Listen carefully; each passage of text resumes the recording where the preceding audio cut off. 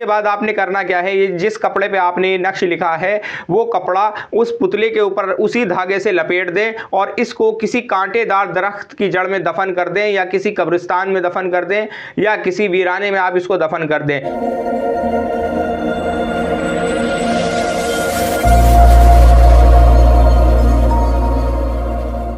अस्सलामुअलैकुम, मेरा नाम है मोहम्मद शादाब और आज मैं इस वीडियो के अंदर आयत कुतुब से ज़बान बंदी का अमल बताऊंगा कि जो शख्स किसी शख्स की ज़बान बंद करना चाहता है तो वो किस तरह से करेगा। लेकिन ये अमल सिर्फ़ आप जायज़ मकसद के लिए करेंगे, नाजायज़ मकसद के लिए नहीं करेंगे। अगर कोई शख्स किसी शख्स को बेवजह परेशान करता है तो आप उसके लिए अमल कर सकते हैं। और एक दूसरी चीज़, जैसा कि आजकल का माहौल चल रहा है, अक्सर जहाँ जो शख्स जॉब करता है तो कोई शख्स ऐसा होता है कि उसके बारे में वो अपने बॉस से उसके बारे में गलत चीज़ें बता देता है, यानी कि उसकी बुराई उससे करता है। अगर कोई शख्स इस तरह से परेशान है कि कोई दूसरा शख्स उसके बॉस से उसके बारे में गलत चीज़ें बता रहा है, तब भी आप इस अमल को इस्तेमाल कर सकते हैं। यानी कि किसी भी जायज़ मकसद के लिए आप इस अमल का इस्तेमाल करेंगे, नाजायज़ मकसद में आप इसका इस्तेमाल नहीं करेंगे। अब आपने अमल का तरीका देखें किस तरह से आपने ये अमल करना है। आपने जिस शख्स की ज़बान बंद करनी है उसका नाम, उसकी माँ का नाम आपको पता होना चाहिए। अगर किसी शख्स को उसकी माँ का नाम नहीं पता तो कम से कम उस शख्स का नाम ज़रूर मालूम होना चाहिए जिसके लिए ये अमल करना है।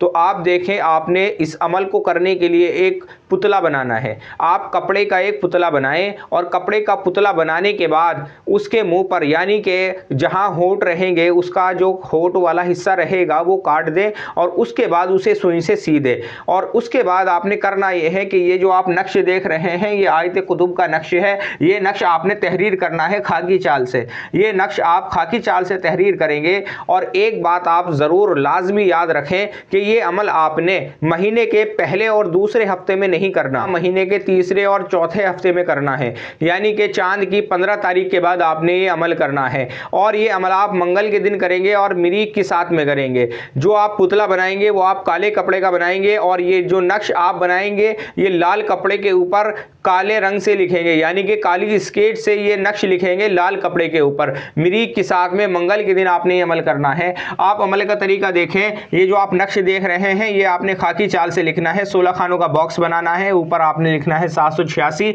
और यहां से इसको भरना शुरू करना है। 5530, 5531, 5532, 5533, 5534, 5535, 5536, 5537 और 5539। यहाँ आपने 38 नहीं लिखना, एक बढ़ाकर लिखना है। 5539, 5540, 5541, 5542, 5543, 5544, 5545, 5546।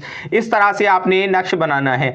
और नक्श बनाने के बाद उसके नीचे आप लिखेंगे फला बिन फला की ज़बान फला बिन फला के हक में बंद हो। इस तरह से आपने एक नक्श बनाना है और ये नक्श बनाने के बाद आपने उस पुतले के ऊपर लपेटना है। अब आप एक धागा और तैयार कर सकते हैं, अलग से एक धागा और तैयार कर सकते हैं। आयत कुतुब आपने एक मरतबा पढ़नी है और धागे में एक गांठ लगानी है। आप एक लाल धागा ले लें या काला धागा ले लें, कोई भी कलर का आप धागा ले लें, लाल रंग का ले लें या काले रंग का धागा ले लें और उसके ऊपर आपने एक मरतबा आयत कुतुब पढ़नी है और एक गांठ लगानी है। इस तरह से आपने 11 मरतबा आयत कुतुब पढ़नी है और 11 गांठ उस धागे में लगानी है।